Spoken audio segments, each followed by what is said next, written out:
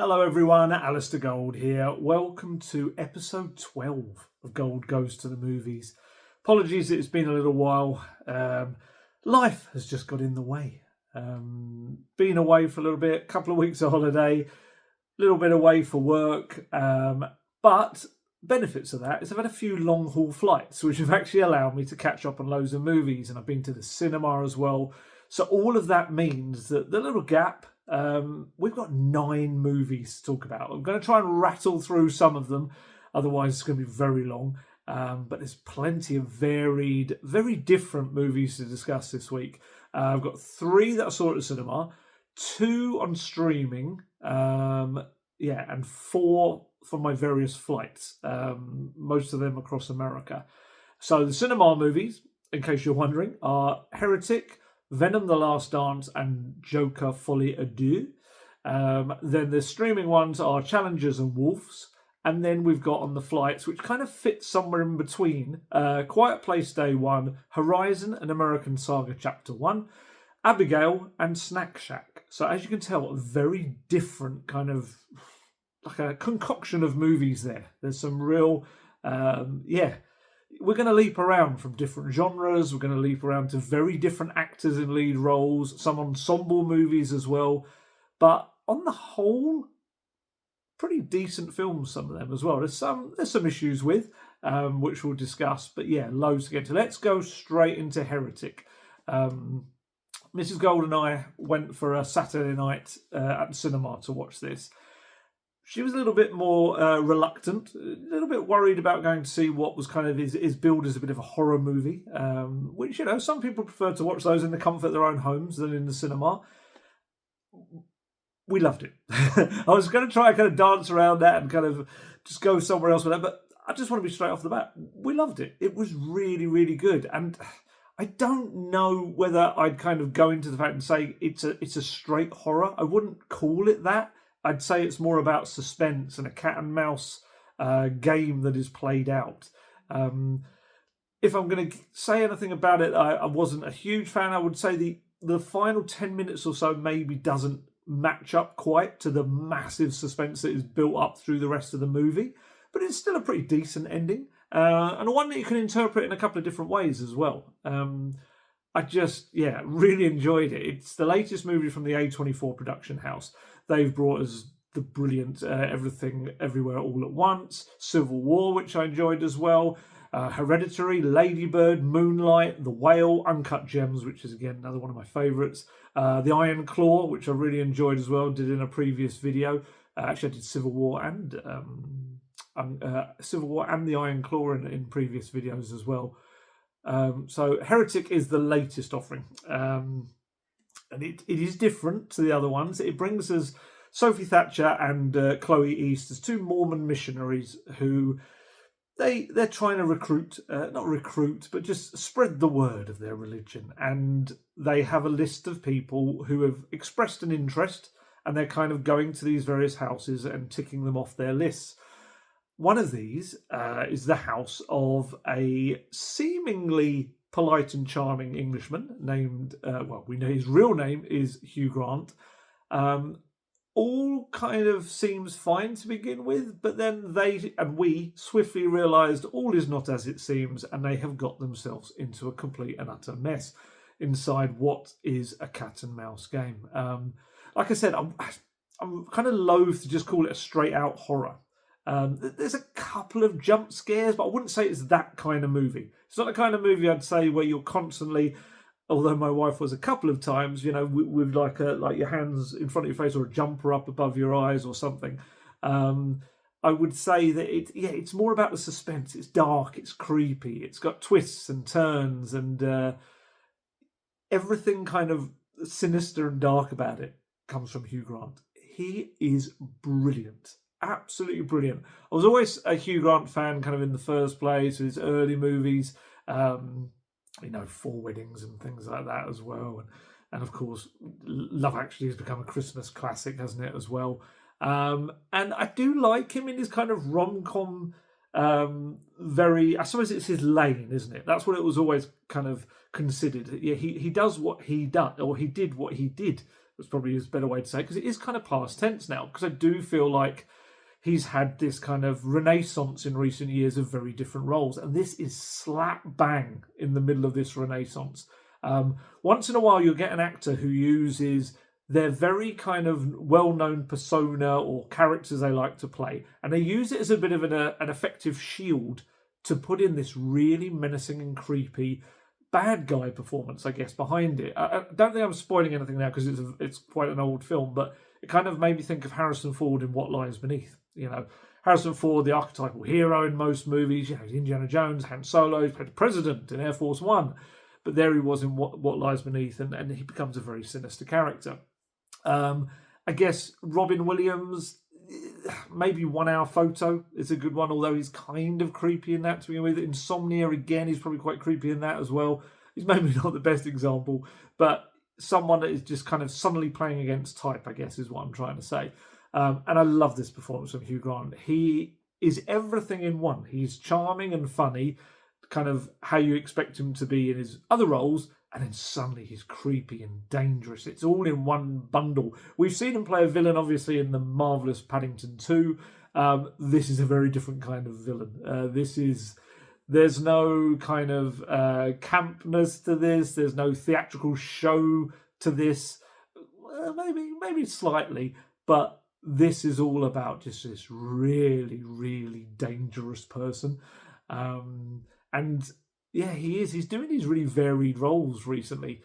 We've seen him as a baddie, even just in something like Dungeons and Dragons, which I really liked him in that. I think that's a really fun film, and he's got a very kind of slightly complicated baddie he is in that as well. We've seen him as an Oompa Loompa in Wonka, for goodness sake.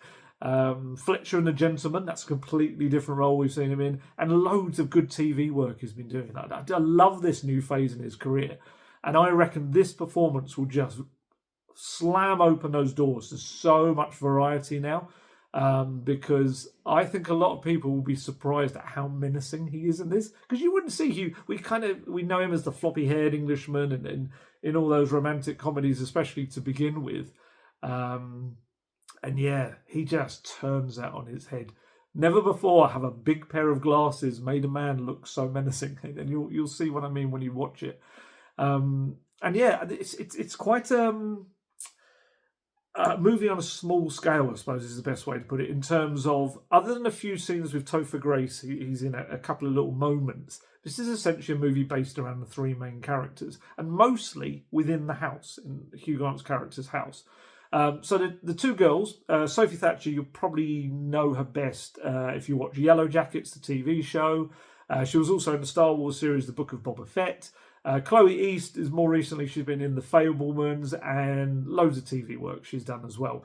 They're both very, very good. Very contrasting characters, despite the fact that they're both kind of meant to play these very straight-laced Mormon girls.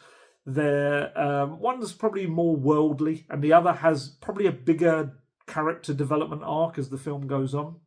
But yeah, they're both excellent. They're both, the way they react in different ways to what kind of unfolds as the story goes on is very, very good. The movie is directed and written, actually, by Scott Beck and Ryan Woods, who directed, not too long ago, the Adam Driver movie 65, which was kind of about a guy crash landing on a planet that had dinosaurs on it. He was from the future. I'm trying to remember it now.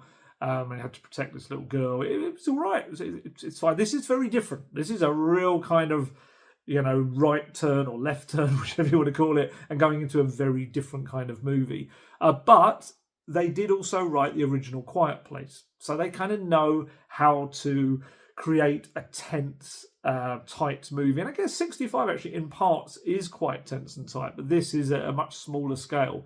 They get the pacing absolutely spot on in this movie. It's just really good. And like I say, bearing in mind, it all mainly is set in a house with three characters. It draws you in and never lets you go until the very final moments. And it cost only $10 million to make. And I think it's already made that back. I think it made half of it in its first day on release. So I think it's one of these movies that is probably going to stick around a little while in the cinema, and then I think it's going to be very well watched on streaming. because I think it will work very well with the lights off in your house, Saturday night, whatever night you want to watch it. I think it will do very well. It is. It's. I would recommend it if you get the chance to see it in the cinema while it's still out. It is a very good night at the cinema, but I also think it'll end up having this long shelf life. As it goes on as a TV movie as well. So it's kind of different connotations now, isn't it? Back in the day, a TV movie was always these kind of movies that were made directly for TV, whereas now with streaming, it's become a very kind of different beast. Next movie. I actually went today to watch it at the cinema because I missed out on it because it came out while I was away. Very different kind of film. That is Venom: The Last Dance. So I really enjoyed the first Venom. It was one of those strange movies that sometimes comes along where critics aren't massive fans of it, but the audience just kind of enjoy it. And they show that with, in their footsteps leading them to the cinema. A lot of them went to see the first movie. And it was this is the first one, was fun. It was daft. The interplay between Tom Hardy and the beast within him, Venom, it was really funny. Lots of really good moments in it. Second movie, it was all right. It wasn't as good. Let There Be Carnage. It did have some funny moments, like kind of fish out of water moments as well. It was very short. It was like, I think minus the credits, it was about 80 minutes, 85 minutes, which is, pretty short for those kind of films. And that did okay at the box office, and that is why we are here with Venom: The Last Dance, wrapping up in a way the trilogy. Tom Hardy wrote the story alongside this film's first-time director, actually, as in first time she ever directed a movie, Kelly Marcel. Runtime kind of was in between the other two movies. It still felt quite short to me. My thoughts on this one, I don't think there was enough humour. I thought there were moments in humour, because I always feel like the Eddie/Venom dynamic relationship is at its funniest when you're seeing them doing quite mundane, normal things, and they're having this internal struggle of what Venom wants to do and what Eddie wants to do. Eddie Brock, his character. So I kind of, in a weird way, the action's fun and the fighting, the set pieces are all good and all that, but I actually kind of enjoy the really humorous moments of this kind of very two different ways they want to go, the two characters within the same body. I would say that this one, the script maybe isn't light enough. And we'll talk about Kelly Marcel in a moment, because she is a writer with some great credits. And I kind of felt like there wasn't enough dialogue written between the two that I think would be really funny. And almost it kind of got bogged down at times in quite serious stuff and exposition. And it's a bit like, it's not really what these movies should be about. It only really gets going when Eddie and Venom go to Las Vegas. And that is exactly, just saying that, it's exactly what you think if you've watched the previous Venoms. Some really kind of funny stuff in those moments. And that's kind of when the film feels like it kicks up a little notch. Still, the very, very end for me felt a bit rushed, especially when it's meant to be an ending that's got quite a lot of emotion and poignant scenes and things like that. And it just kind of felt like they had this long, drawn-out, actiony bit, and it was a bit like, dunk, there you go, and we're finishing the movie. So, look, Tom Hardy is very good once again. He does this well. He's very good with the whole internal struggle and essentially playing something that isn't there. There's someone else in his psyche that he kind of hears and talks with. He's a lot more beefed up in this movie. He's been doing a lot of working out. I'm presuming it's because I know he does a lot of judo, I think it is nowadays. So he's much more muscular. He's got a big muscular neck and everything. And I do wonder whether, it's not the biggest thing in the world, but these three movies, the Venom movies, are meant to take place in the span of 1 year. And you there's a moment in the film where you see a couple of kind of moments from the previous movies. And when you see him in the first movie, it kind of made a little bit more sense. He's less of a, how do I put it, a threat to anyone that's challenging him, any enemies and everything. So that was why he needed Venom to kind of get in there and kick some backside. But actually seeing him now, Tom Hardy probably looks like he could beat the whatevers out of most of the people he's facing. And he maybe needs Venom less so in that. Although, of course, the enemies he's dealing with as the movie goes on become a little bit more otherworldly. So, he's not going to have any chance against them. But, I just thought that was quite interesting that there's no real explanation why he's much bigger. But, just part of it all, I guess. He just looks much stronger and tougher. But Juno Temple was in this movie. Completely underused. Really small role. It kind of felt like it was maybe meant to be a bigger role. And yeah, completely underused. She's, terrific actress from Ted Lasso, of course. She's wonderful in that as well. And Fargo, she's been brilliant in as well recently. Stephen Graham turns up again. He was in, I think it was just the second one. I'm trying to remember now, but he was in the first as well. I can't remember, but he's in this for a few scenes is probably the best way to put it. The other thing I wanted to mention, I'm sure you'll be well aware if you've watched the various superhero Marvel movies, Sony ones. So there's a difference between the Marvel MCU movies, which are owned ultimately by Disney, and then there's the Sony Spider-Man universe, which has mainly had its success through both Spider-Man and the Venom movies. It's also had Morbius and Madame Web, which tanked because they're awful. We've got Kraven the Hunter, which is coming soon, which we will see how that goes. We had a trailer for that before this movie. This movie very quickly skips around the fact that actually Venom and Eddie were actually transported into the MCU. They came across from one set of movies to another at the end of the previous movie. I think it was an end credit scene, if I remember correctly. Although technically they had already been whisked back, stay with me now, at the end of Spider-Man No Way Home. They were taken back to their own universe, as it were, because this is the whole multiverse thing that we've had in the MCU.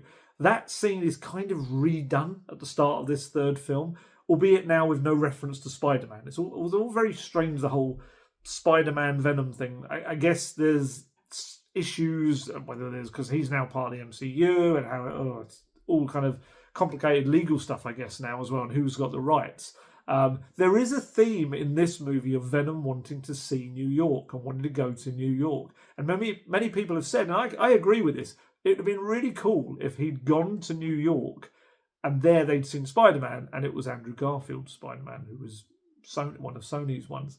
That would have been pretty cool. But technically along those themes, if we're going to go and continue to get quite complicated about the whole difference between the worlds, if you want to get really technical, you've got Rhys Ifans in a fun role in this movie. However, he's already played Kurt Connors in The Amazing Spider-Man. So he's part of Sony's Spider-Man universe. And he also was in No Way Home, which was part of the MCU.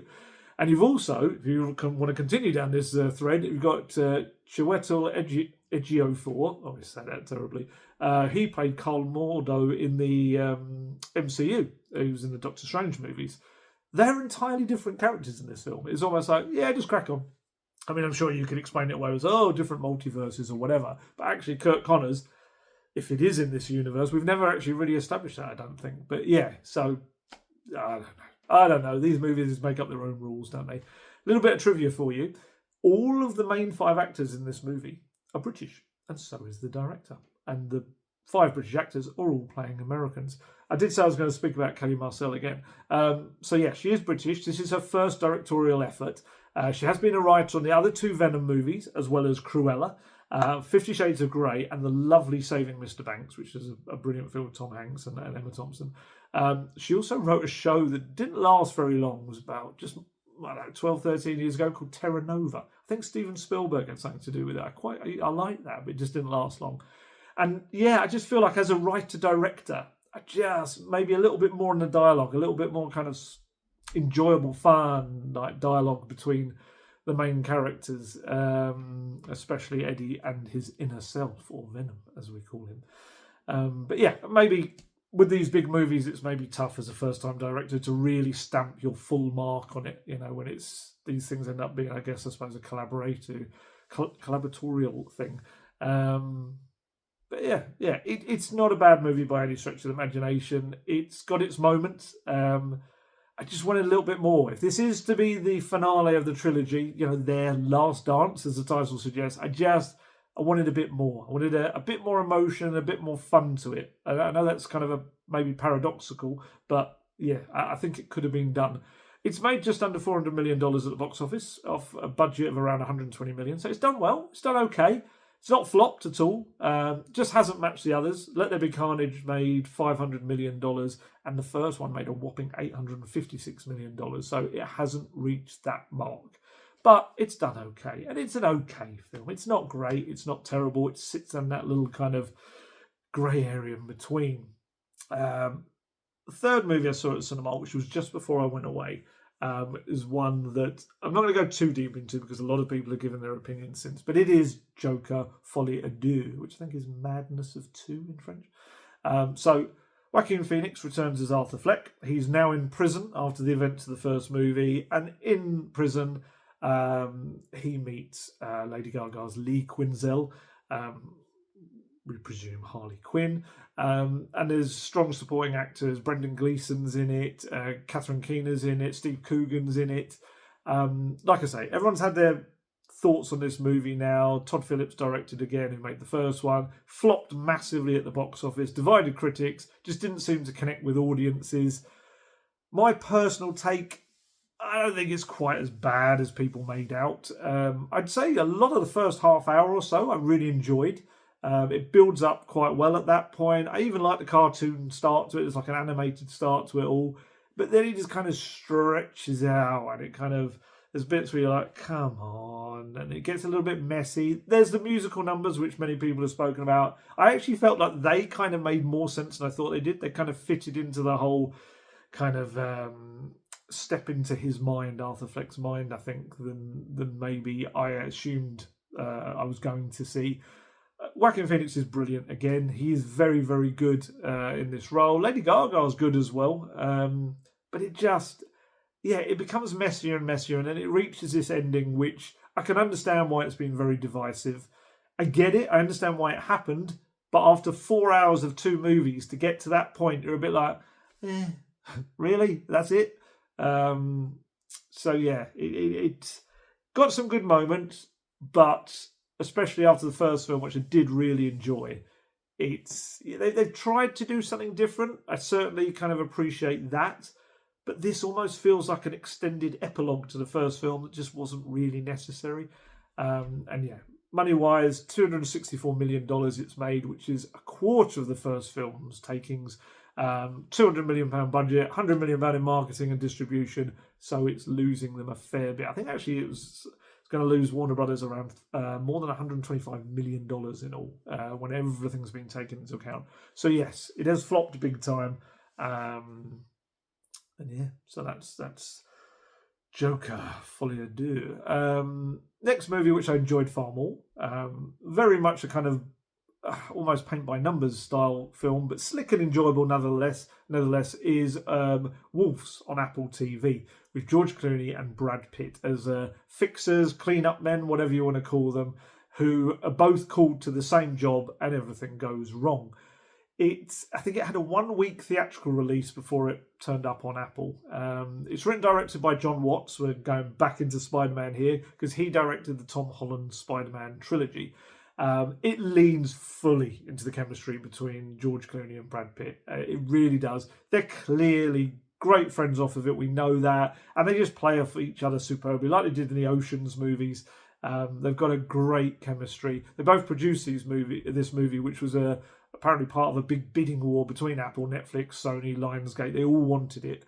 And you can see why. The star power is like, it is blinding. The two of them are just so watchable, and the script's good as well. We talk about the script in Venom: Last Dance, and this is kind of, it plays into the kind of skill set of the two actors and their chemistry, and it does it really well. That's what's missing from a film like Venom: Last Dance. It's just taking what's really good about these actors and really heightening it, and it's good fun. It's there's a funny turn from Austin Abrams as well.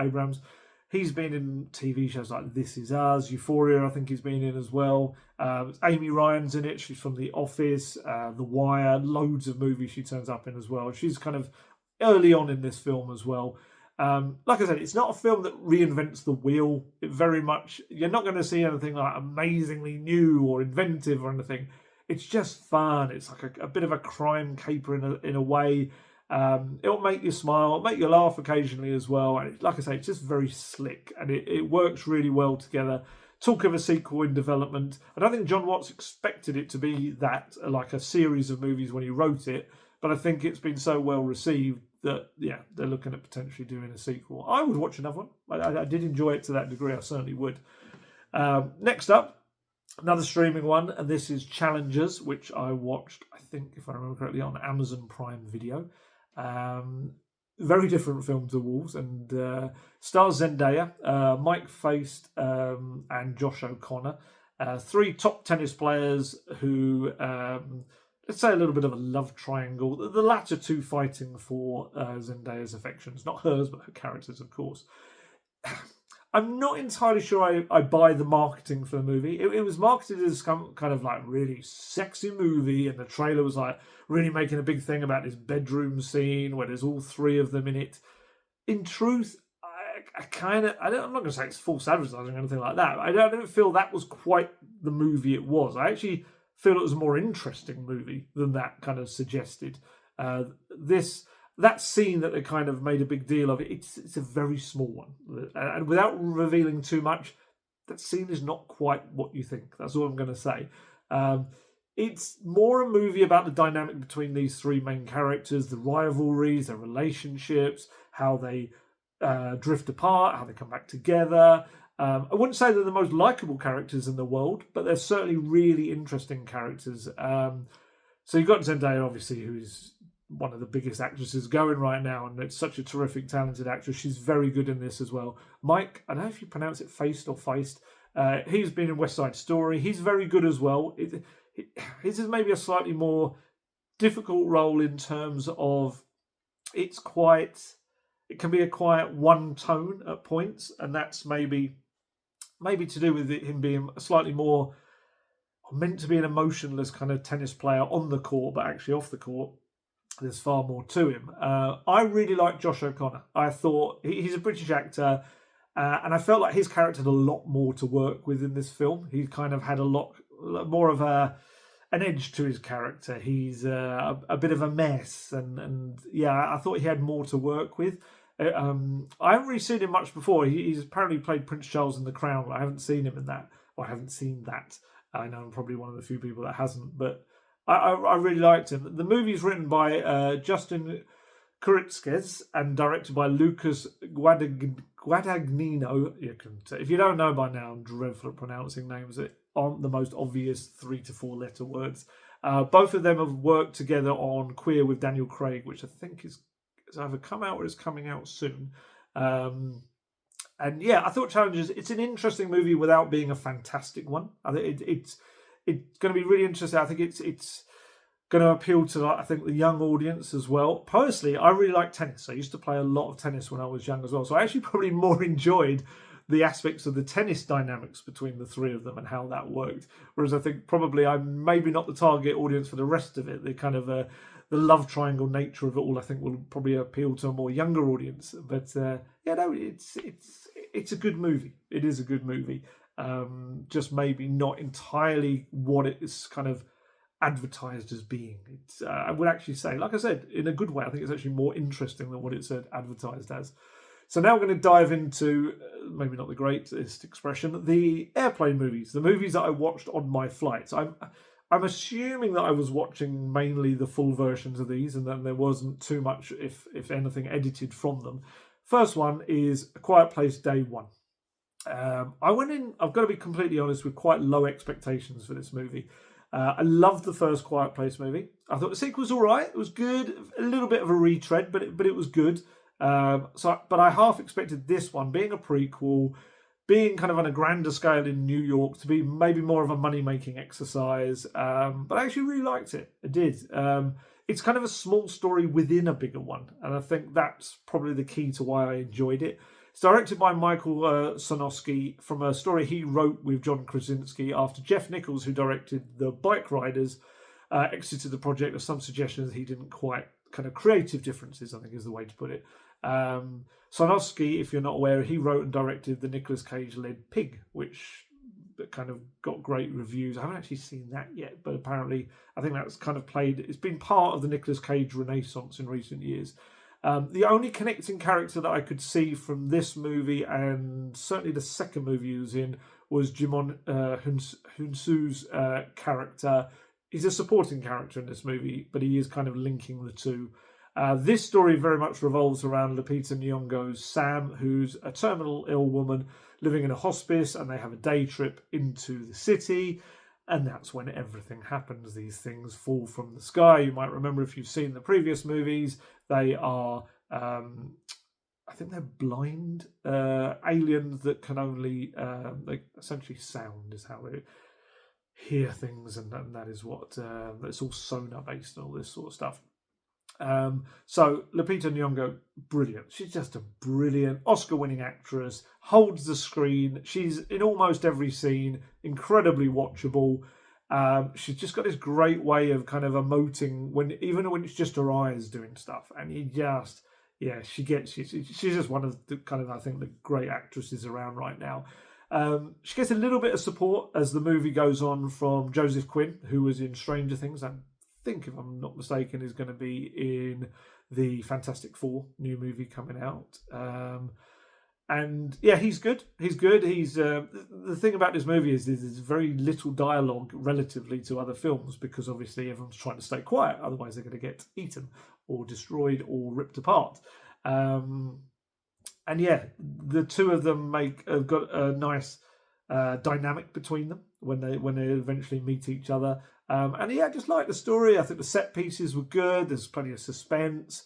It opens up the world a little bit, because the previous movies were more kind of town, rural based, and this takes it into a city and what it would be like. And it's look, the first movie is still the pinnacle of the series for me. It was tight, suspenseful, so much emotion in it. Brilliant directed by John Krasinski as well. But this is a more than watchable prequel. It's very good. It's made about $262 million now, off only a $67 million budget as well. So it's done pretty well for Paramount. And yeah, there's more in the pipeline. I think there's a third part to the original two films, which is in development. John Krasinski, I think, is still slated to direct that. So we'll get that at some point. And while it's making money for them, of course, Paramount are going to want those coming out.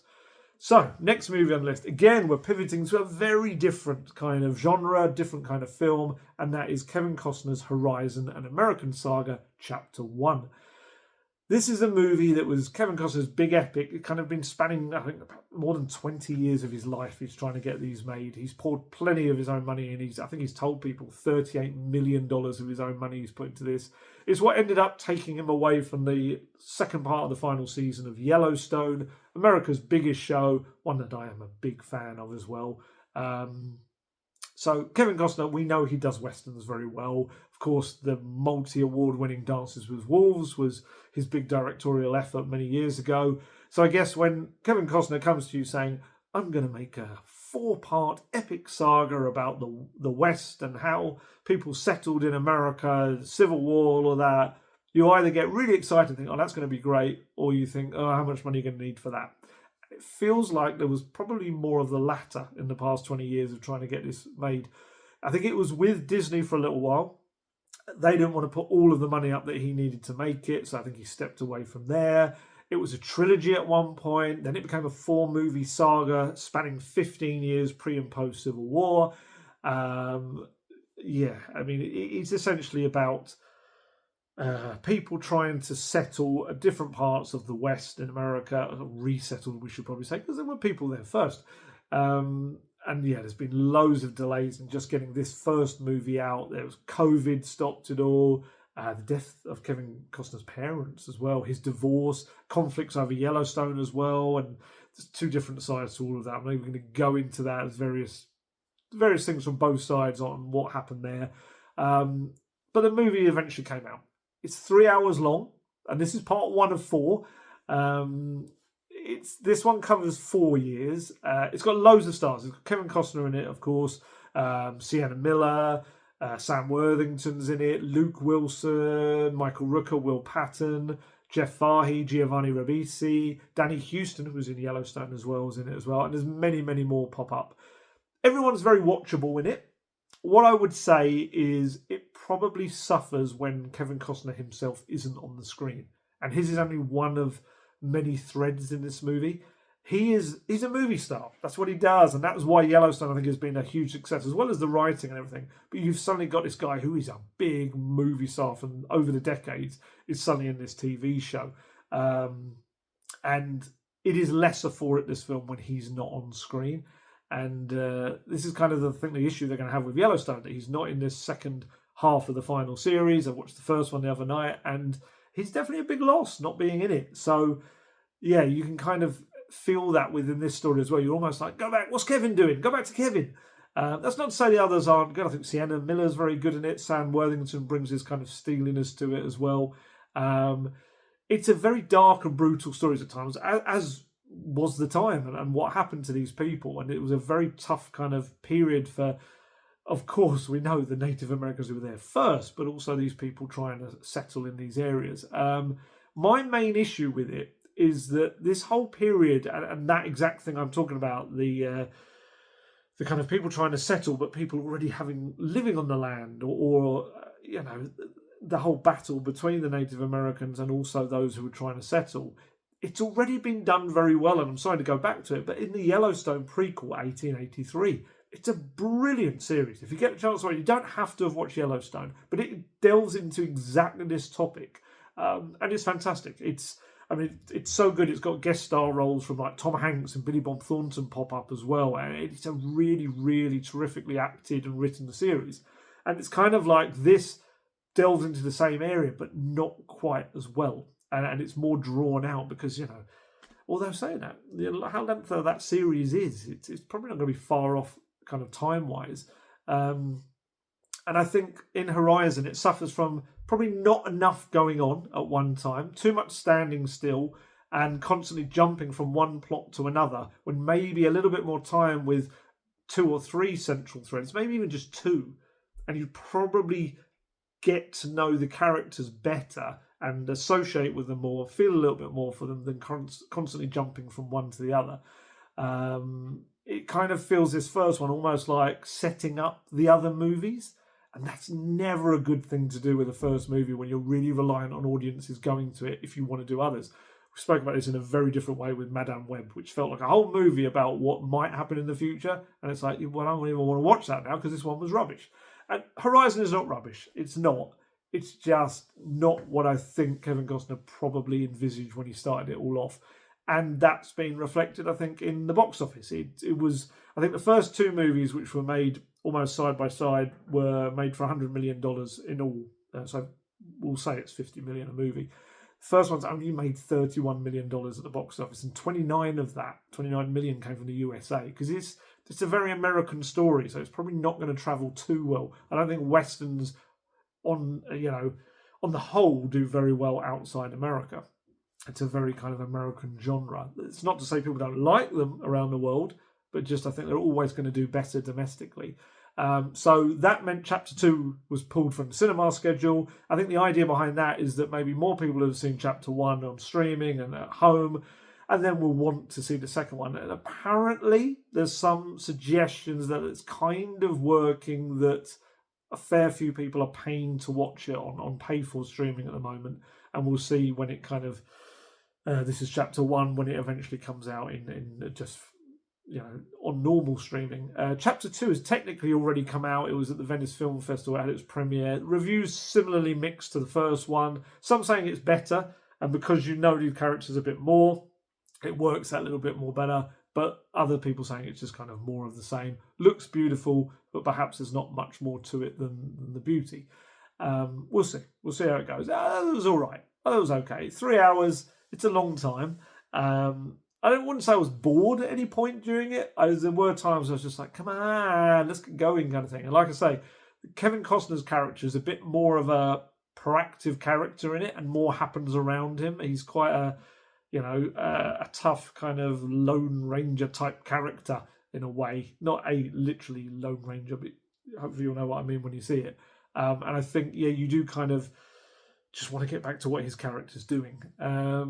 So let's go on to the next movie, which is very different. Another pivot to a very completely different film, and that is Abigail. Abigail is a horror comedy of sorts about a team of criminals who abduct a young girl, hold her for ransom in this big kind of country house, swiftly realise, yeah, she's not such a normal little girl. It's good fun. It's quite good fun. It's a gory, kind of silly movie. That's what it's meant to be. It's directed by Tyler Gillett and Matt Bettinelli Olpin, who they together directed the recent Scream movies and VHS as well. And it's got a good ensemble cast. You've got Melissa Barrera from In the Heights and the last couple of Scream films. Dan Stevens, many people will know from Downton Abbey. He's also in Godzilla, Kong, The New Empire. I think I spoke about him in a previous video and his role in that. I used to really like him in Legion as well, the TV series. There's also the late Angus Cloud. You might know him from Euphoria. This was, I think, one of his last roles before he passed away. He was only 25 when he passed away. It's also got Catherine Newton, who's from Ant-Man and the Wasp: Quantumania, Freaky, and the show Big Little Lies. She's got a good little role. Kevin Durand, who always seems to be in everything as the big tough guy. Occasionally, he kind of plays on that. And this is one of these movies where there's a little bit of a funny edge to his character. Giancarlo Esposito's in this as well. Not massively, kind of just, he's in it in bits and pieces. And then you've also got, of course, Alicia Weir, who some people might know from Matilda the Musical. She is the titular character of Abigail. She's excellent. She's very, very good. Like I say, it's good fun. Worldwide, it's made $43 million off a budget of $28 million. And I think that's probably slightly disappointing because there's some suggestions that the marketing of it wasn't great. And it's possibly true to a point. I think it's done well, a bit like Horizon in paid-for streaming so far. I can see this being one that does really well when it comes on general release and streaming, because it will be another, a bit like I said with Heretic. It's going to be a good one for just like watching at home in the dark. It worked well in a flight in the dark. It was good. It's good fun. So the last movie of the bunch is like a little movie, Snack Shack. It's one of those movies, classic Somerset coming of age American movie. It's about a pair of friends in Nebraska City who take charge of the community pool Snack Shack as their latest money-making scheme. It's just a nice little film. It is. There's not a lot to it. That is pretty much that's the tale. But it's very, these coming of age ones where you get a lot of time with the characters. You get to see them kind of develop. You get to know about them. It's directed by Adam Ramir, I think maybe. It's semi-autobiographical tale. Stars Gabrielle Labelle, who you might have seen. He was brilliant as the lead character in The Fabelmans. He also plays Lorne Michaels in Saturday Night, which I really want to see. And his co-star in this is Connor Sherry, who's kind of taken on his first real main movie role, from what I can tell, after being in TV. I hadn't seen him before. Mika Abdallah is very good as the girl both boys have a little bit of a crush on. She's mainly come from TV with shows like The Flash, Project MC Squared. There's also Nick Robinson, who I really thought he stole all of his scenes in this. I think he was very good. He was in Jurassic World and Love, Simon. He's got this kind of like older, more worldly character, kind of a bit more knowing, and he's very, very good in it. It's just a little enjoyable slice of Americana. It's got a few twists and turns. It's quite poignant and emotional at times. I just thought, that might be good, and I was right. It was. It's enjoyable. Completely different to all the other films we've spoken about, but yeah, good fun. It is good fun. So that's a lot. We've packed in 9 movies there to talk about. I promise I won't leave it as long next time, especially because I've got a bundle of movies coming out that I want to see, and I'm not going anywhere, which is great, so I can get to see all of these films. Got Gladiator 2 next week. I'm really looking forward to it. I love the original. Went to the cinema, I think, a couple of times when I was young to watch the first one. The reviews I've seen, they've been okay. I think it's a movie I'm going to enjoy. Wicked as well. I think we're going to have a family trip to go and watch that in cinema. Conclave is getting lots of Oscar buzz. It's got some actors I really like in that. Ralph Fiennes, Stanley Tucci, John Lithgow. Craven the Hunter, as I said earlier, that's coming out in a couple of weeks as well. And I'm sure there's plenty of movies on streaming that I haven't, while I've been away, I've completely missed have come out. So I'm sure I'll be able to catch up and we'll get another one of these out quite quickly on the next 2. I won't have probably 9 movies in the next one. This has very much been a catch-up video, but we'll have plenty to talk about. So yeah, that's everything. That's all, folks, as they say. Thanks for watching. As always, stay safe, stay healthy, look after yourselves, and keep watching those movies. Goodbye.